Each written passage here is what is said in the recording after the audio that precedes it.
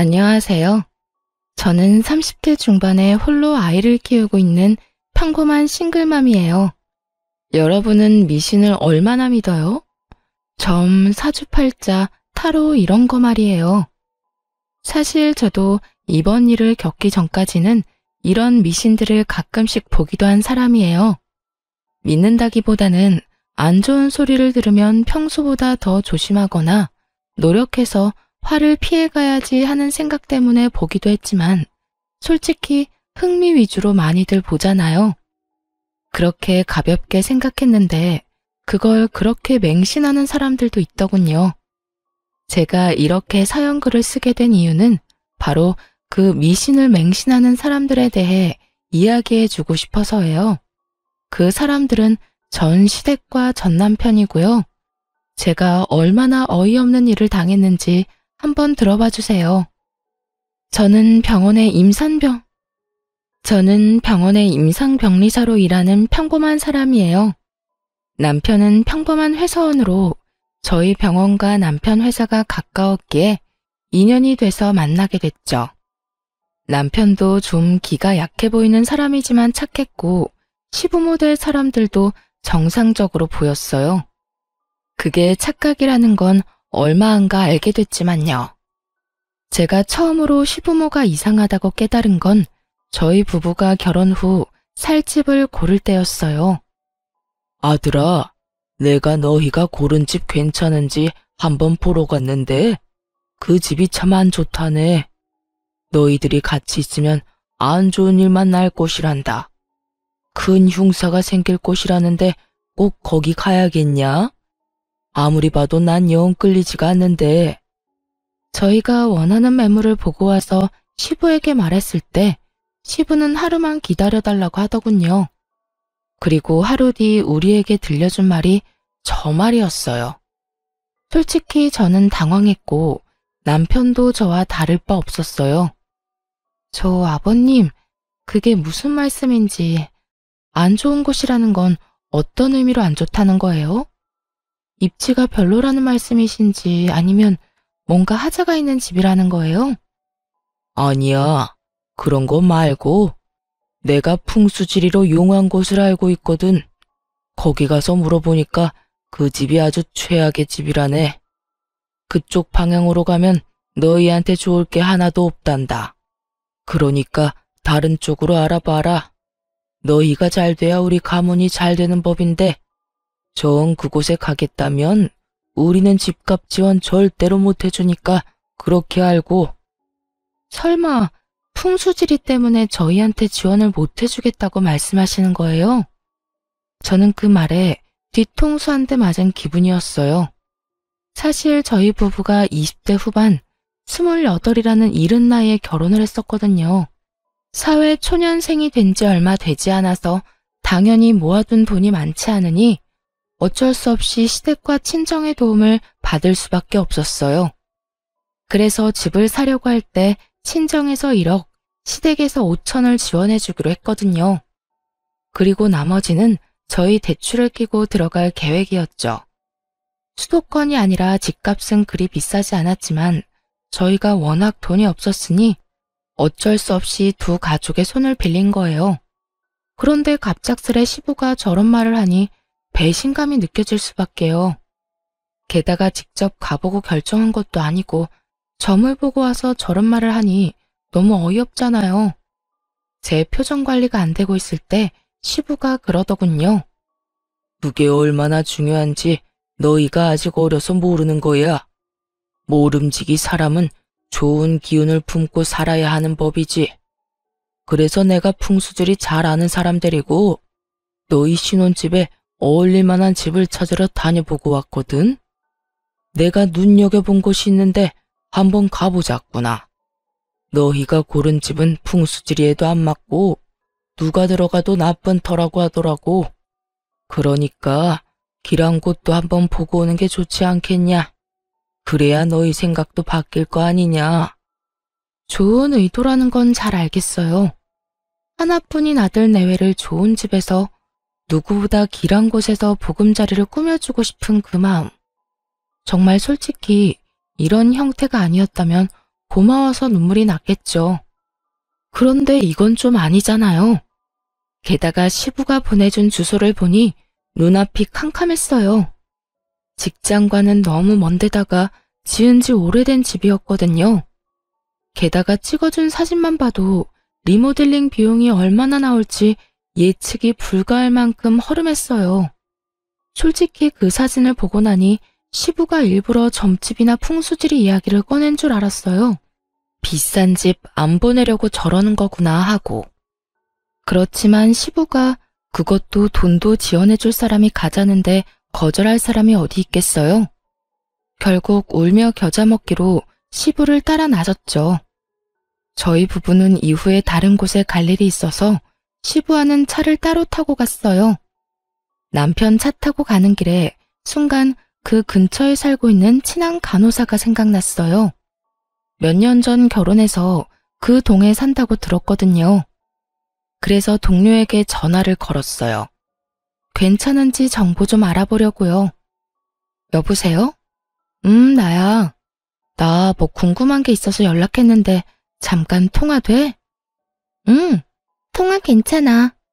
무슨 일인데 이렇게 전화로? 내일 병원 가서 물어보면 되지. 지금 당장 알아야 하는 일이라서 그렇지. 다른 게 아니고 지금 신혼집 보러 너희 집 근처로 가거든? 폰에 있는 지도로 찾아보니까 딱 너희 집 바로 근처더라고. 그 주소 보내줄 테니까 거기 집 괜찮은지 알려줄래? 아버님이 좋은 길지라고 지금 보러 가는데 네가 동네 사람이니까 잘 알 거 아니야. 외관 사진도 보내줄게. 나도 동네 일 잘 모르는데 일단 주소로 지도 한번 찾아보고. 어? 야, 여기는 좀 그냥 다른 데 찾아보는 게 어때? 급하게 다그치는 동료의 말에 저는 깜짝 놀라 되물었어요.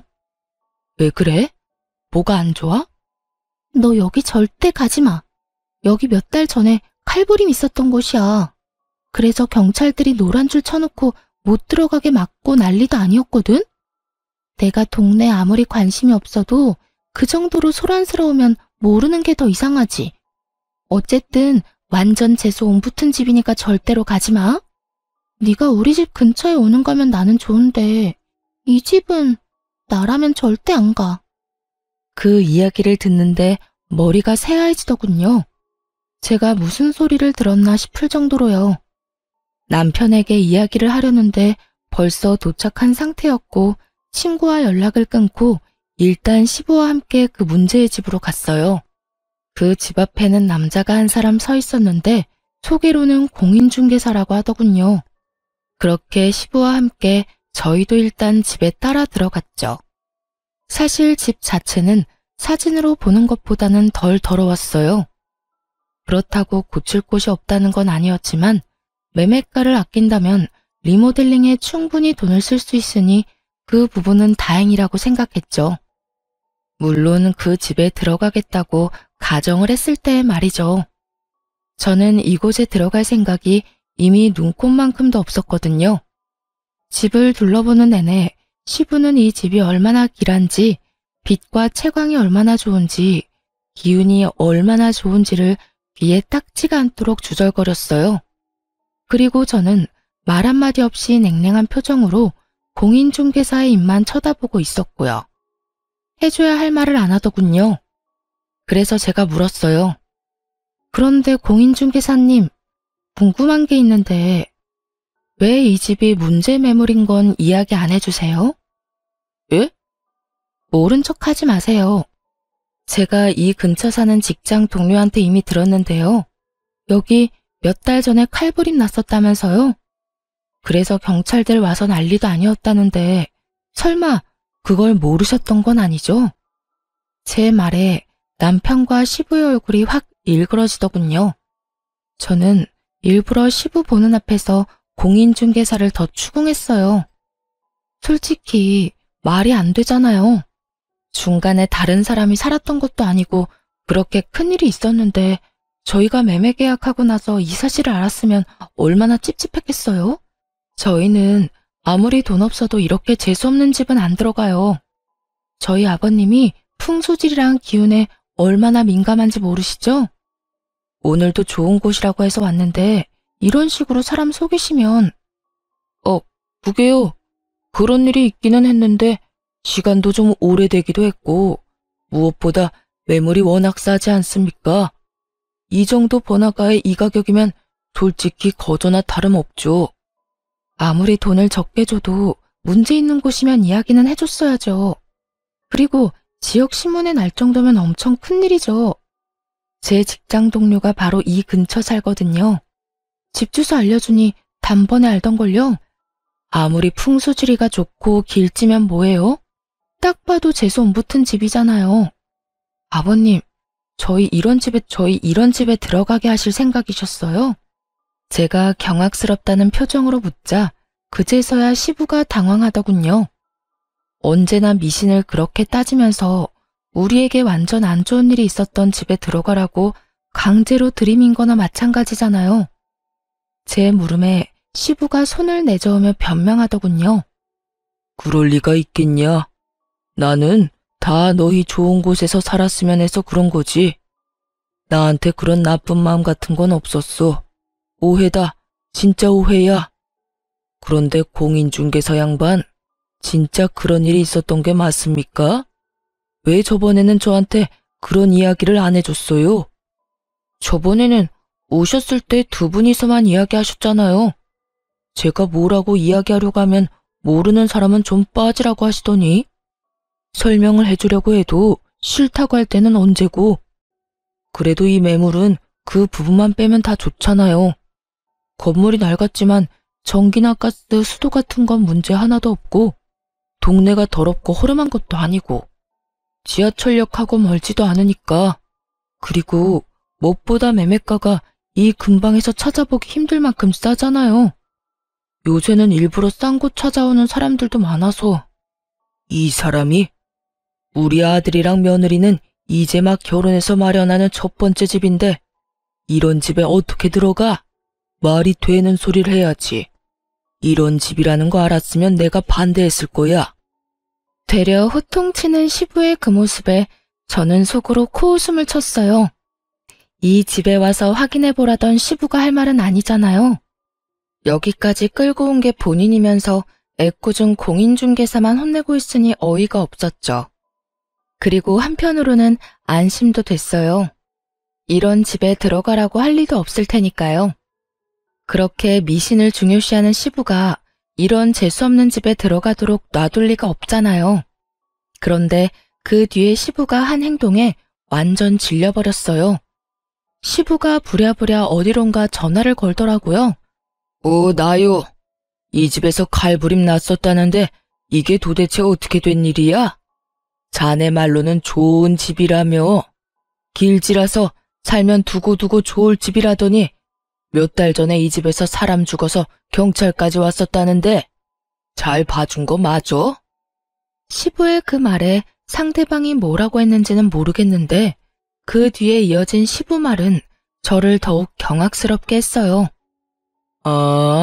그러면 굿 한 번 하고 들어가면 된다고? 그럼 굿 한 판에 얼마 정도 하는가? 1,000만 원 정도는 받아야 한다고? 너무 비싸기는 한데 그래도 받아야 정상적으로 쓸 수 있다는 말이지? 알겠어. 필요한 준비물 같은 거 있으면 미리 말해주게. 시간도 길한 시간 골라서 알려주고. 이 집을 포기한 건 아닌지 굿을 하겠다는 말을 하더군요. 분명히는 저나 상대방이 굿을 권한 거겠죠. 그 말에 저는 열이 받았어요. 굿이라니. 저는 절대로 굿을 한 집이나 사람 죽어나간 집에서 살고 싶은 마음이 없었어요. 그런데 우리 부부의 생각은 묻지도 않고 자연스레 굿 이야기를 하는 시부에게 소리쳤어요. 아버님, 잠시만 전화 끊어보세요. 중요한 이야기 하는 중인데 내가 이따가 다시 전화할 테니까 조금만 기다려봐. 전화를 끊은 시부에게 제가 말했죠. 아버님, 아무리 그래도 그거 가지고 구슬하는 건 좀 아닌 것 같아요. 그냥 차라리 다른 곳을 알아보는 게 어떨까 싶은데요. 좋은 집 찾는데 들인 돈도 있으실 텐데 굳이 나쁜 집에 굿까지 해서 사는 건 아닌 것 같아서요. 제 말에 골똘히 생각하던 시부가 고개를 끄덕이더군요. 하긴 워낙에 비싼 돈이었으니 고개를 끄덕일 수밖에요. 저는 공인중개사를 보며 말했어요. 저희 시아버지께서 기운이 좋은 집을 좋아하세요. 풍수질이나 뭐 이런 것도 좀 보시고요. 근데 공인중개사들이 생각하는 그런 집은 어떤 집일까요? 그거야. 그 집에 살면서 로또에 당첨이 됐거나 원하던 걸 이뤄서 더 큰 집으로 가거나 돈을 많이 모아 더 좋은 곳으로 가는 집이 좋은 집이죠. 그런 집들은 대개가 기운이 좋다고들 하거든요. 그 이야기를 듣자마자 저는 믿져야 본전이라는 생각으로 저희 부부가 처음에 가길 원했던 집의 계약을 맡은 공인중개사에게 스피커폰으로 전화를 걸었어요. 네, 며칠 전에 집 보고 갔던 사람이에요. 그 아파트 말인데요. 혹시 전 주인분이 왜 이사하시려는 건지 알 수 있을까요? 그 집이요? 거기 부부가 원래는 집을 지으려다가 돈이 모자라서 그 집 매매해서 들어갔다고 하더라고요. 그런데 얼마 전에 집값도 많이 올랐고 목표로 하던 금액도 모여서 이참에 그 집 팔고 외곽에 고급 주택 지어서 갈 거라고 하더라고요. 들어간 지 5년 만에 더 큰 집으로 갔으니 집 기운이 좋은가 봐요. 그 사람들 전에 주인도 짧은 기간에 돈 많이 모아서 더 큰 집으로 갔거든요. 완벽해 보이지는 않아도 이력을 따져보면 그 집만큼 괜찮은 집도 없어요. 그러니까 그게 진짜인지 가짜인지는 정말로 아무 필요도 없었어요. 공인중개사가 그렇게 말해주는 바람에 저희 부부 선택이 완벽했다는 게 증명이 됐으니까요. 그리고 그 집이 풍수지리상 길지인지 흉지인지도 전혀 관심 없었어요. 다만 시부가 알려준 집은 누가 봐도 재수없어 보여서 들어가기 싫었던 거고요. 그 사람의 말을 듣는데 시부도 더 이상 아무 말도 못하더군요. 아버님, 그렇다는데 혹시 원래 제가 말씀드렸던 곳으로 계약해도 될까요? 굳이 큰돈 들여서 흉흉한 집을 좋은 집으로 바꾸느니 그냥 다른 사람들에 의해 검증된 집에 가는 게 좋잖아요. 그래도 너희들한테는 그 집이 흉지라는데 너희가 계속 아플 거라고 해서 내가 그랬던 거지. 너희들이 상관없으면 그냥 그 집으로 하거라. 결국 시부의 허락을 받게 된 저희는 원래 봐두었던 집에 신혼집을 꾸리게 됐어요. 그 집에 들어가고서야 그 오싹한 기분이 사라졌어요. 시부가 추천해준 집에 들어가게 될까봐 얼마나 두려웠는지 다들 모르실 거예요. 그 집을 우리 손으로 사지 않았다는 것만으로도 정말 천만다행이라고 생각하고 있어요. 시부의 미신 사랑에 대해 뼈저리게 느끼게 된 것이 이 신혼집 구매 때였어요. 그리고 그 뒤에도 시부의 미신에 대한 맹목적인 애정은 전혀 사라지지 않고 더 커져가기만 했죠. 저희가 결혼하고 3년간 애가 전혀 생기지 않더라고요. 따로 피임을 하는 것도 아닌데 애가 생기지 않자 저희도 걱정은 됐지만 아직 나이가 30대 초반이었으니 조금만 더 기다려보자는 생각을 했어요. 그런데 시부가 이번에도 그 일에 간섭을 시작했어요. 며느라가 이번 연도에는 꼭 애를 가져야 한단다. 무조건 올해나 내년 안에 애를 낳아야 해. 내가 용한 점쟁이한테 갔다 왔는데 그래야 크게 될 손자를 얻을 수 있다는구나. 그 말에 저는 또 하는 생각이 들었죠. 여태껏 아무 말 없었던 이유는 우리를 배려해서라기보다는 때가 되지 않았기 때문이고요. 정말 하다하다 애 낳는 것까지 이렇게 간섭받을 줄은 꿈에도 생각해 본 적 없는데 말이죠.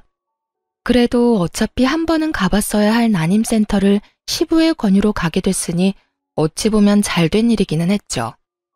난임으로 판정받기는 했지만 시술로 한 번의 아이를 가지게 됐거든요. 제가 임신했다고 했을 때 가장 좋아했던 사람이 시부였으니 솔직히 그간의 서운한 마음이 아주 조금 덜어지는 기분이었어요. 그러나 시부가 축하의 말을 건넨 뒤에 한 말은 저를 다시 답답하게 만들기에 충분했어요. 내가 나를 받아왔다. 출생택일이야. 애도 이제는 날짜 시간 맞춰서 낳아야 크게 되는 거야. 정말로 잘된 놈은 태어날 때부터 정해지는 거지. 네 출산 예정일에 맞춰서 받아온 날이다. 자, 받아놔라. 거기에는 누군가 휙휙 갈긴 듯한 날짜와 시간이 적혀 있었어요. 그걸 보면서 저는 정신이 아득해지는 기분이 들었죠. 또 미신.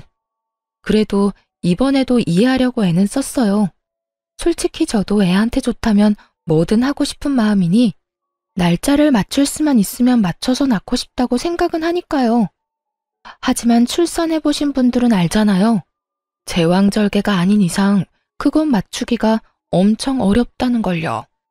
저는 나지막히 한숨을 쉬며 시부에게 말했어요. 아버님, 날짜 받아와 주셔서 감사해요. 최대한 이 날짜에 나와보도록 노력할게요. 39주쯤이라 맞추려면 맞출 수도 있을 것 같긴 하네요. 완전 조산이라거나 만삭을 훌쩍 넘은 날짜가 아닌 게 다행이라면 다행이었죠. 그런데 저의 어정쩡한 대답이 마음에 들지 않았는지 시부가 저를 뚫어지게 쳐다보며 강조하더군요. 아가, 이건 선택사항이 아니다. 무조건 이 날짜, 이 시간 안에 낳아야 해. 그래야 나라에 크게 이바지할 인물이 나온다고 했으니 네 선택에 우리 집안 미래가 달렸다는 거다. 아버님, 근데 애가 알고 나오는 것도 아니고 제왕절개 날짜를 잡아놓는다고 해도 그 날짜까지 진통이 안 오면 제왕절개가 가능하겠지만 날짜 전에 진통이 오면 안 될 수도 있어요. 그리고 아이나 저한테 문제가 생기면 더 빨리 아이를 낳을 수도 있고요. 제가 할 수 있다고 장담을 하기에는 변수도 많고. 그런 건 다 기합이야. 늦게 나오면 날짜 맞춰서 제왕절개 하면 되고 일찍 나오면 참으면 되지. 최대한 참아. 날짜 전까지 걷기 운동은 좀 피해. 그거 하면 일찍 나온다는 말이 있으니까. 무슨 애 하나 나오는데 집안의 미래까지 생각해요?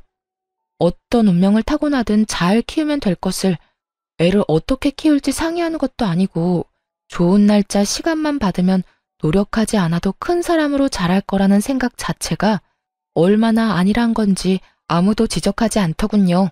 저는 더 이상 논쟁하고 싶지 않아서 알겠다고 말하고 시댁에서 나왔어요.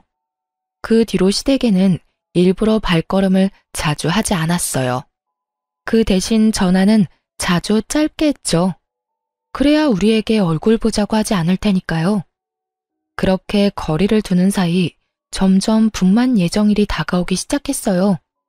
직장의 출산 육아휴직을 위한 대체자를 구하지 못한 터라 38주가 될 때까지 꽉꽉 채워서 일을 했어요. 그리고 39주, 시부가 선택한 출산 태기를 하루 앞두고 결국 진통이 시작됐어요. 사실 이슬은 더 일찍 비쳤지만 통증이 없으니 병원에서는 오지 말고 진통 시작하면 오라고 했거든요. 그래서 기다렸던 건데 결국 얼마 지나지 않아 진통이 시작되더라고요. 일단 남편과 병원으로 향하는 내내 애가 잘못되지는 않을까 하는 생각만 했어요. 그리고 처음으로 아이를 낳는 두려움만 가득했죠. 그렇게 병원에 갔더니 문이 많이 열려서 지금이라도 힘을 줘야 한다고 하더군요.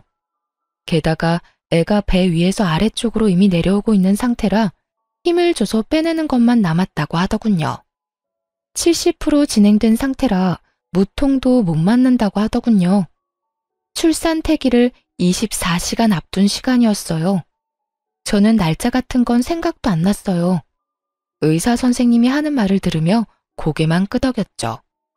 비상 상황에 믿을 수 있는 사람은 의사뿐이니까요. 그렇게 모든 준비를 끝내고 진통으로 애를 밀어내고 있는데 남편이 자기 폰을 제 귀에 대어주더군요. 귀에 들리는 건 시부의 목소리였어요. 아가, 좀만 힘내라. 절대로 애를 일찍 낳으면 안 돼. 무조건 시간 끌어야 한다. 지금 낳으면 완전히 우리 집안 쪽박 차는 거야. 내일 낳아야 돼. 시간은 못 맞추더라도 날짜는 내일 날짜로 맞춰야 돼. 죽어있던 배에 힘이 쑥 빠지는 소리였죠. 이 상황에 참으라니. 뱃속이 지금 엉망진창이고 통증으로 정신도 오락가락하는 상황에 저런 말을 하는 시부도 참 대단한 사람이긴 했죠. 분만 직전이라 이 안쪽까지는 들어오지 못하고 시부는 밖에서 남편을 시켜 제게 계속 압박감을 불어넣었어요. 거기다 간호사와 의사까지 난처한 표정으로 남편에게 와서 말하더군요. 밖에서 보호자분께서 지금 막무가내예요. 나가서 진정 좀 시켜주세요. 지금 제왕절개가 안 될 정도로 자궁문이 많이 열린 상태라 어차피 자연분만 해야 합니다. 밖에서 할아버님이 내일까지 출산을 미뤄달라는데 그러면 아이도 산모도 위험해요. 위험하다고 말씀을 아무리 드려도 안 된다고 난리를 치시는데 저희는 생명을 위험하게 만드는 사람이 아니잖아요.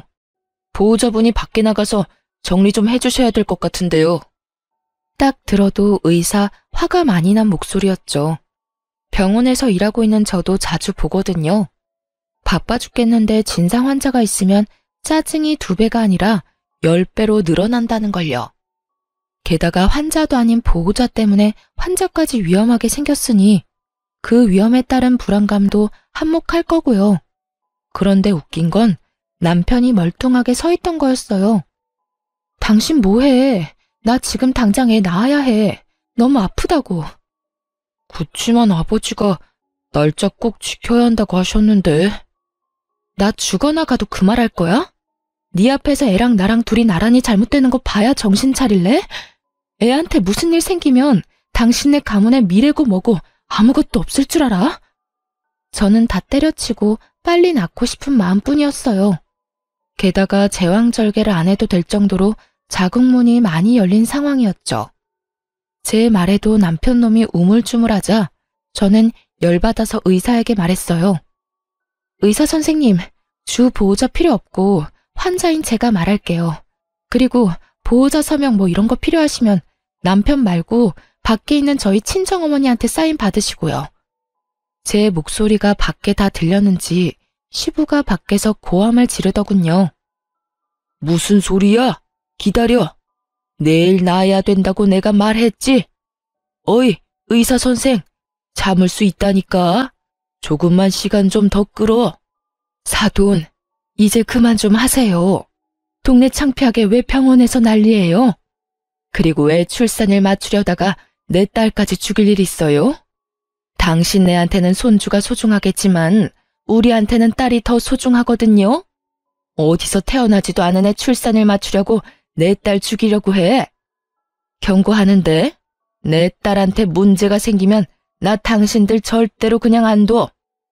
친정엄마 말에 시부도 덩달아 흥분했는지 쏘아붙이더군요. 사부인이 말씀이 지나치시네요. 내가 왜 이러는지 몰라서 그래요. 내일 애가 나와야 나라에 이바지할 큰 사람이 된다고. 나와야 사람이 되든 말든 할 거 아니오. 저러다가 둘 다 잘못되기라도 하면 그쪽이 책임지실 거냐고. 여기서 병원 업무 방해하면 의사 선생이 아니라 내가 당신 경찰서에 신고해버릴 거니까 지금 당장 여기서 나가세요. 사람들 보기 창피하지도 않아요? 요즘 세상에 어떻게 며느리 목숨을 가지고 이래라 저래라 하는 거야? 친정엄마의 따끔한 말과 주변 사람들의 더 따가운 눈총에 결국 시부는 쫓겨나듯 병원 밖으로 나갔어요. 친정엄마의 호통 소리를 들으며 저는 다시 마음의 안정을 찾았고 바로 분만을 하러 들어갔어요. 조금만 더 늦었어도 큰일 났을 거라고 의사가 말하는데 정말 속이 부글부글 끓었죠.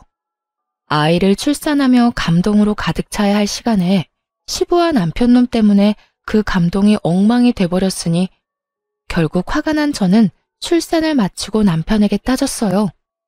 당신 도대체 무슨 생각으로 아버님 편 든 거야? 설마 당신도 그 출생 날짜에 정신 팔린 거야? 나도 당황했어. 나도 두 사람 사이에서 어쩔 줄 몰랐다고. 누구를 따를지 나도 고민하고 있었거든. 그걸 어떻게 고민해? 당신 진짜 내가 죽어나가도 아버님 편들 생각이었어? 미쳤어? 설마 당신도 그 미신 믿는 거야? 그게 아무리 중요해도 목숨보다 더 중요한 거야? 그러니까 미안하다고 지금 사과하잖아. 늦었어. 이제 와서 무슨 사과야? 나 몸조리 친정에 살 거니까 당분간 만나러 오지 마. 결국 저는 화를 내고 조련 퇴소 후 친정에 몸조리하러 갔어요.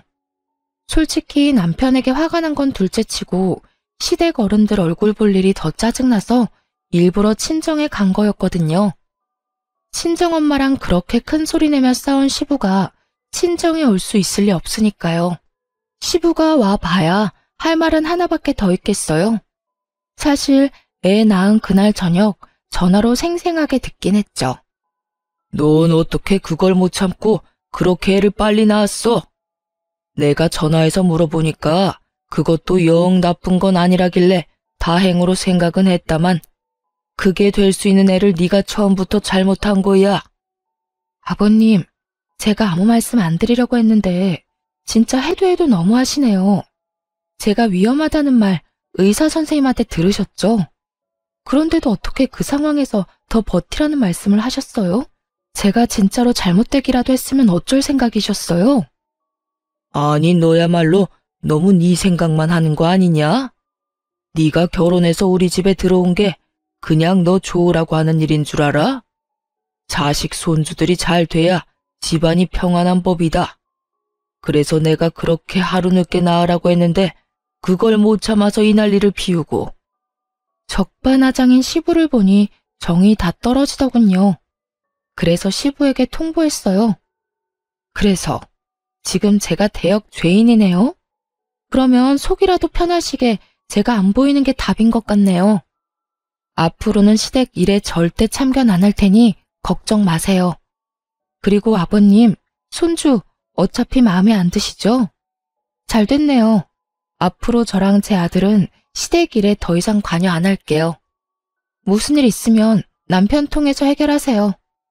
그렇게 말하고 전화를 탁 끊어버렸어요. 그리고 남편에게도 똑똑히 전했죠. 앞으로 시댁 일은 너 혼자서 알아서 하라고 말이죠. 며느리며 손자며 마음에 안 든다고 전할 리인데 뭐하러 내가 사서 고생해야 하느냐고요. 남편 놈은 저한테 미안하긴 했었는지 시댁과의 연락을 본인이 하려고 노력은 하더군요. 그런데 시부가 웃긴 게 저도 손주도 탐탁치 않다면서 매번 전화해서 애 보러 오고 싶다고 남편을 들들 볶더군요.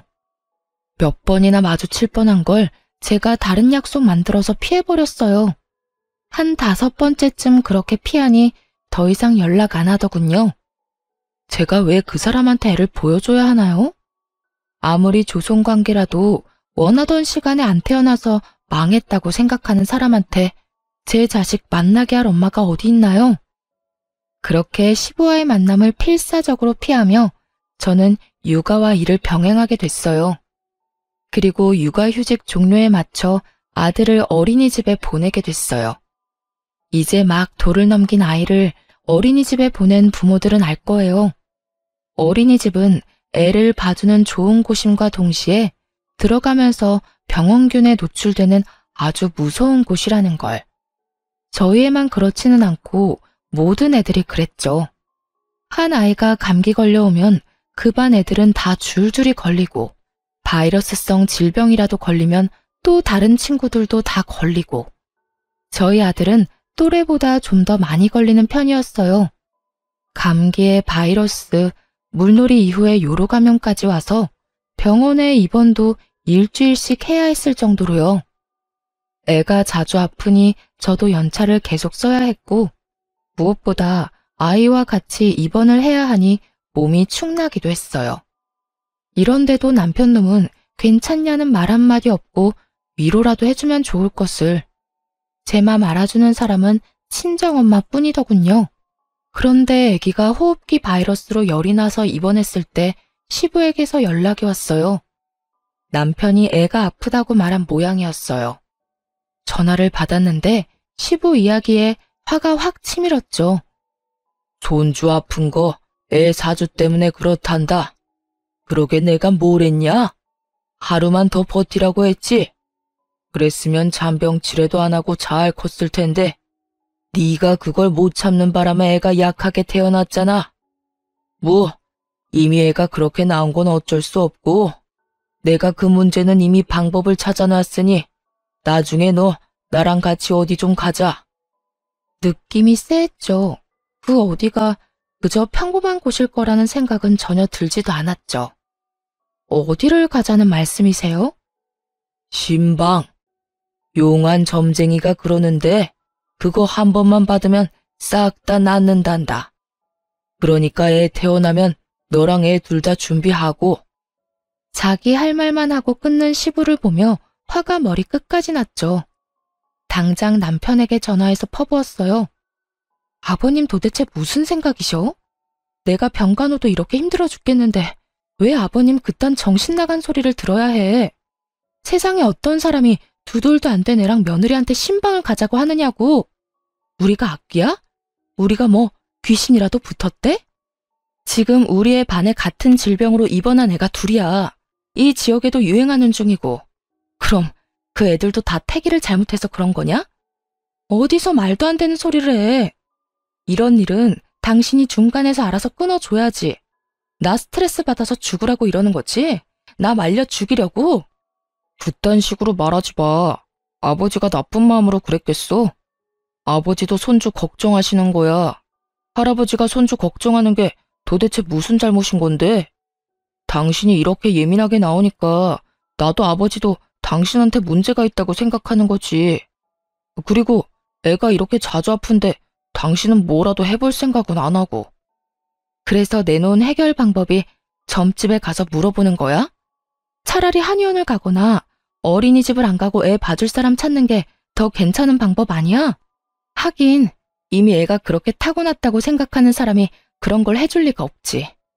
당신도 반성 좀 해.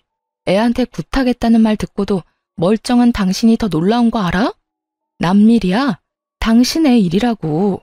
아버님이 그런다고 당신까지 이러면 내가 어떻게 버텨? 내가 얼마나 스트레스 많이 받는지 당신은 정말 몰라서 그러는 건 아니지? 어쨌든 나 절대로 우리 아들 그런 곳에 못 보내. 그렇게 알고 당장 아버님 멈추도록 만들어. 그것도 못하면 진짜 당신 용서 안 할 거야? 저는 남편에게 쏟아붓고는 아이와 퇴원을 했어요. 그런데 아무리 생각해도 시부가 여기서 포기할 것 같지 않더라고요. 점쟁이가 애를 데려오라고 했다는 거 보면 분명 애도 데려가라고 기를 쓰겠죠. 그 생각하니 온몸이 오싹하더라고요. 분명 집으로 찾아올 것 같아서 애랑 친정으로 갔어요. 설마 여기까지 와서 소란 피우지는 않겠지 싶었는데 웬걸 여기까지 쫓아왔더라고요. 남편이 같이 왔길래 남편이 시부를 말려주려나 싶었는데 두 사람 다 애 내놓으라고 난리더군요. 여보, 나와 이야기 좀 해. 애한테 나쁠 거 하나 없다고. 한 번만 하면 돼. 돈도 아버지가 다 내준다는데 그 정도는 괜찮잖아. 빨리 나와봐. 당신 미쳤어? 이젠 말이 안 통하네. 우리 이혼해. 여기서 이러지 말고 이혼하자고. 내 아들 데리고 그딴 짓거리 하는 거 난 못 봐. 딴 여자랑 결혼해서 낳은 애로 뭔 짓을 하든 난 상관 안 할 테니까 그냥 나랑 이혼이나 해줘, 이 미친놈아. 그때 저희 어머니가 부엌에서 부시럭거리더니 뭔가를 가득 담은 종이박스를 들고 현관 앞으로 가더군요. 중문 앞에 그걸 놔두고는 그 상자 안에 있는 걸 들어 올리더군요. 그리고는 현관문을 열고는 들고 있던 걸 냅다 확 뿌렸어요. 이게 뭐야? 아우짜! 소금? 그래, 소금이다. 나이도 지긋하신 양반이 어디 사돈 집에 와서 행패야? 상갓집 갔다 와서도 안 뿌리는 소금까지 뿌리게 만들 정도로 완전 재앙 같은 인간이 당신이야. 감히 내 딸이랑 내 외손주한테 굿을 해? 이 정신 나간 노친네가? 늙으려면 곱게 늙어. 나이는 뒷구녕으로 처먹었냐? 지금 당장 우리 집 앞에서 안 떠나면 소금보다 경찰에 신고해서 잡아가도록 만들 거요. 어디서 사기꾼 같은 놈한테 속아가지고 여기 와서 지랄 연병을 떨어? 시부와 남편이 뭐라고 말하려고 할 때마다 친정엄마는 상자 안에 가득한 각양각색의 소금을 시부와 남편에게 탈탈 뿌려댔어요. 입으로 들어오는 짠맛에 말도 못하고 침만 퇴퇴 뱉는 두 사람에게 친정엄마가 꽥 하고 소리쳤어요. 내 눈에 흙이 들어와도 절대로 내 새끼한테는 국 같은 거 못해. 만약 그딴 짓 하기만 해봐. 내가 콱 죽어서도 당신 옆에 딱 달라붙어서 재수 더럽게 없도록 만들어줄 테니까 썩 꺼져. 결국 시부한 남편놈은 엄마에게 쫓겨났죠. 그렇잖아도 큰 소리에 옆집에서 경비 아저씨한테 연락을 넣었더라고요. 그 덕분에 무사히 두 사람을 쫓아낼 수 있었죠. 이 일 이후에 저는 남편과 시부에게 완전 실망하고 이혼 절차를 밟았어요. 당연히 이혼 사유가 사유인 만큼 소송은 제게 유리하게 진행됐죠. 위자료의 재산 분할, 아이 친권과 양육권까지 가져왔거든요. 그렇게 남편과의 사이는 법적으로도 사적으로도 완전히 끝났죠. 저는 혼자서 애 키우며 사는 게 두려워 이혼 후 아이가 초등학교 들어가기 전까지 친정에서 친정 부모님과 같이 살았어요. 그런데 이혼하고 몇 달 안 지나서 전 남편이 저를 찾아왔더군요. 정말 만나고 싶지 않았는데 문 앞에서 제발 한 번만 이야기만 들어달라고 해서 전 남편과 이야기를 했어요. 그런데 정말 웃긴 게 뭔지 아세요? 전 남편 놈이 제 눈치를 슬슬 보더니 돈을 좀 빌려달라고 하더군요. 여보, 나 요즘 많이 힘들어. 당신이랑 이혼하면서 낸 위자료도 버거운데 직장도 폐업해서 일자리도 잃었거든. 나 지금 완전 빈털털이야. 지금 전처한테 돈 빌리러 왔어? 당신 도대체 여태껏 뭐하고 살았어? 직장 폐업했으면 다른 직장 빨리 알아봤어야지. 지금 일자리 하나 못 구해서 나한테 돈 빌리러 온 거야? 힘들어서 그렇지 세상에 넘치는 게 일자리야. 돈 벌려면 뭔 짓인들 못해? 아직 덜 힘드네. 덜 힘든 거야. 그런 거 아니야. 나도 노력은 했지. 아버지도 나한테 계속 안 좋은 일이 생기니까 점쟁이들 찾아서 알아봤지. 점쟁이들 말로는 굿 한판하면 직장도 다시 생기고 애도 찾을 수 있고 여자도 생긴다고 해서 내 인생 좀 펴게 하려고 3천만 원짜리 굿까지 했는데도 안 됐어. 너 지금 그게 노력이라는 거야? 굿하는 게 노력? 야, 이 미친놈아. 차라리 배달이나 노가다를 해. 그래야 돈이라도 생기지. 하긴 당신 생각이야 눈에 훤하지. 아무리 봐도 그런 일은 당신급이랑 안 맞는 것 같아? 이 화상아, 돈 버는데 귀천이 어딨어? 죽고 싶지 않으면 무슨 일이든 해서 돈 벌어야지. 그리고 어떤 인간이 돈이 없는데 3천만 원을 들여서 구슬해?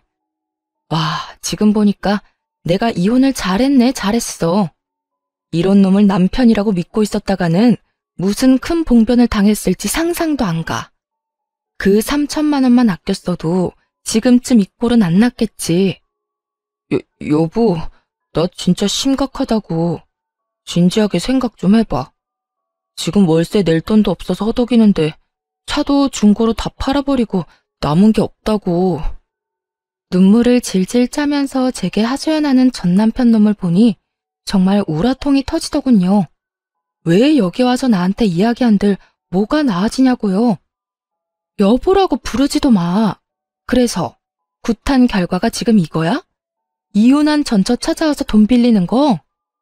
점쟁이가 그건 안 알려줬나 보네. 내가 돈 절대 안 빌려준다는 거. 그거 알았으면 네가 여기까지 왔겠어? 나도 믿기는 싫었어. 하지만 아버지가 계속 해보라면서 난리잖아. 그렇게 구슬 한 번 했는데도 직장은커녕 면접 보는 족족 다 떨어지니까 그 뒤에 그 점쟁이 찾아갔는데 도망가고 아무도 없더라고. 사기당한 거지. 아버지는 그걸 인정 못하셨고 나도 아버지 제정신으로 돌려보려고 애썼는데 안 되더라고. 용한 곳은 다 돌아보느라 집안의 살림살이도 거들났어. 아버지 집까지 팔아서 비싼 부적도 사고 굿까지 몇 번을 했는지. 정말 아버지가 집 팔았다는 이야기 듣자마자 아버지가 무슨 짓을 했는지 소름이 돋을 정도로 현실적으로 와닿더라고. 당신이라도 정신을 차리고 있었어야지. 미신 같은 거 믿을 생각하지 말고 노력을 했었어야지. 지금도 당신 꼴 좀 봐. 이게 뭐 하는 거야? 그래서 돈 다 잃고 지금 후회한 사발 들이키면서 전처한테 눈물 콧물 흘리면서 돈 빌려달라는 거 우습지도 않아? 멀쩡한 몸뚱어리 놔두고 쉽게 돈 얻어볼 생각으로 이혼한 전처한테 찾아온 것도 어지간히 뻔뻔하지 않으면 못할 짓이긴 하지. 지금 이럴 시간에 알바라도 해서 돈이나 벌어. 네 자식 키울 양육비는 미루지 마. 제 말에 전 남편은 아무 말도 못하고 입만 앙 다물고 고개만 푹 수그리고 있더군요. 그 꼴 보니 답답해서 소리를 한 번 더 질렀어요. 당장 가서 일하라고. 배달이든 상하차든 공사판을 뛰든 지금 당장 할 수 있는 일을 해서 돈이나 벌어. 그렇게 전 남편은 본전도 못 찾고 돌아가야 했어요. 도대체 저는 왜 찾아온 건지 이해가 안 가더라고요. 저 찾아올 시간에 무슨 일이라도 했으면 이 정도로 허덕이지는 않았겠죠. 나중에야 들은 이야기이긴 한데 시부가 미신을 맹신하며 여기저기 돌아다니면서 쓴 돈만 2억이 넘는다더라고요. 근데 참 웃기죠? 그 돈을 써서 행복과 행운을 찾으려고 할수록 그 사람에게서 행복과 행운은 점점 더 멀어져 간다는 거요. 전 남편도 마찬가지죠. 시부처럼 미신을 믿는 순간부터 순차적으로 가지고 있던 걸 잃게 됐잖아요. 저와의 신뢰, 자식, 직장, 돈까지 몽땅 사라졌죠. 저 아들을 생각했다면 시부에게 동조할 것이 아니라 우리와 함께 했어야죠. 시부 편들다가 결국은 본인 인생 나락가고 시부도 가진 돈 다 털려서 아들에게 의지하며 산다는데 저는 솔직히 지금도 이해 안 가요. 시부가 왜 그렇게 맹목적으로 그런 것들을 믿었는지. 이혼 이후로는 절대 미신에는 눈길도 안 줘요. 그런 거 없어도 사람의 삶이라는 건 순리대로 흘러가는 법인데 중간에서 억지로 꼬려고 할수록 더 복잡해지는 거라고 저 혼자 이 상황을 겪고 그렇게 생각하기로 했어요. 뭐든 적당히가 제일 좋은 것 같아요. 적당하게 하기만 한다면 마음의 부담도 덜 수 있고 불안감도 다스릴 수 있겠죠. 가만히 보면 시부와 전 남편은 그런 불안에서 벗어날 수 없었기 때문에 미신이라는 도구에 의존하게 된 건지도 모르겠네요. 그러니 마음 다잡고 열심히 살 생각이에요. 그래도 전 남편도 자식 새끼 생각은 하는지 양육비만큼은 꼬박꼬박 잘 보내고 있어요. 들어보니 택배 상하차 일을 하고 있다더군요. 하려면 할 수 있는 일인 것을 왜 그때는 깨닫지 못했는지 참 이해가 안 가긴 합니다만 후회는 언제나 늦은 법이고 떠나간 버스는 다시 돌아올 일 없으니 그것도 전 남편이 만든 결과죠. 여러분, 뭐든 적당히가 중요한 것 아시겠죠? 과하면 언제든 문제가 생기는 거라는 걸 저는 이번 이혼으로 깨달았거든요. 제 어이없는 이혼 사연 잘 읽으셨나요? 읽어주신 분들에게 감사한 말씀 전하며 모두 행복한 하루 되세요.